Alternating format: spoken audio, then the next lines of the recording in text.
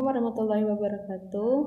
Kami dari kelompok 12 yang beranggotakan saya Titi Nur Asyanti dan Andi Wijaya. Kami akan membahas tentang profesionalisme dan tawadu. Langsung saja saya bahas profesionalisme. Seseorang yang berkompeten di suatu profesi tertentu disebut dengan profesional. Keahlian yang diperoleh disebut dengan profesionalisme yang dilakukan seseorang saat menjalani profesi itu. Aspek-aspek mengembangkan profesionalisme, yakni ada 5. Yang pertama ada pengetahuan atau knowledge, yang kedua ada kemampuan atau ability, yang ketiga ada keterampilan atau skill, yang keempat ada sikap atau attitude, yang kelima ada kebiasaan atau habit. Ciri-ciri profesionalisme, yakni adanya standar untuk kerja yang baku dan jelas, adanya lembaga pendidikan yang khusus menghasilkan pelakunya dengan program dan jenjang pendidikan yang baku, adanya organisasi profesi yang mewadahi pelakunya, adanya etika dan kode etik yang mengatur perilaku dan para anggotanya, adanya pengakuan masyarakat terhadap pekerjaan itu sebagai profesi. Prinsip-prinsip profesionalisme. Keahlian biasanya menuntut seseorang yang profesional untuk memberikan jasa tertentu pada pengguna jasa. Sumber keahliannya ada pengetahuan, keterampilan, kemandirian, dan pengakuan. Pengakuan yang dimaksud di sini adalah pengakuan suatu profesi dalam sebuah masyarakat.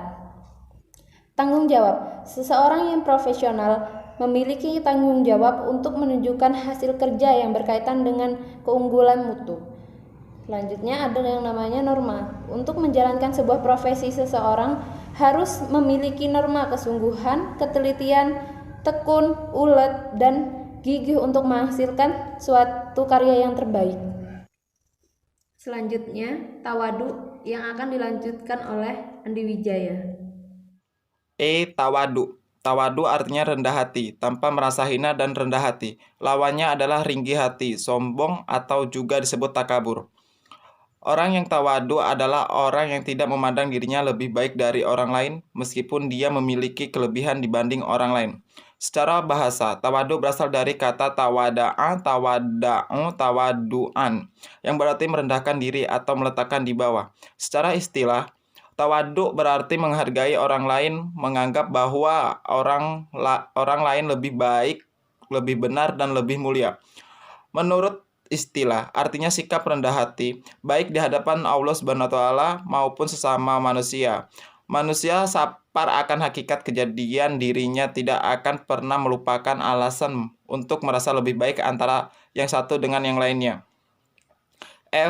Keutamaan tawadu. Tawadu merupakan salah satu sifat terpuji di dalam Islam. Oleh karena itu memiliki keutamaan. Yang pertama, derajatnya diangkat. Rasulullah bersabda, sedekah itu tidak akan mengurangi harta. Tidak ada orang yang memberi maaf kepada orang lain, melainkan Allah yang akan menambah kemuliaannya. Dan tidak ada orang yang merendahkan diri karena Allah, melainkan Allah yang akan mengangkat derajatnya. Yang kedua, disegani dan dihormati orang lain. Orang menjadi segan dan hormat kepada seseorang karena tahu kelebihan yang dia miliki, namun dia tetap rendah hati dan tidak menyombongkan diri. Yang ketiga, memiliki ketenangan jiwa. Orang yang selalu rendah hati akan merasakan kedamaian dan ketenangan dalam jiwanya, karena dia tidak perlu menyombongkan diri di hadapan orang lain dan tidak akan merasa iri ketika ada orang lain yang lebih tinggi dan lebih hebat darinya. Yang keempat, jalan menuju kedudukan mulia. Hal ini sebagaimana masyhur di kalangan para sahabat yang berkata, kami dapati kemuliaan itu datang dari sifat takwa.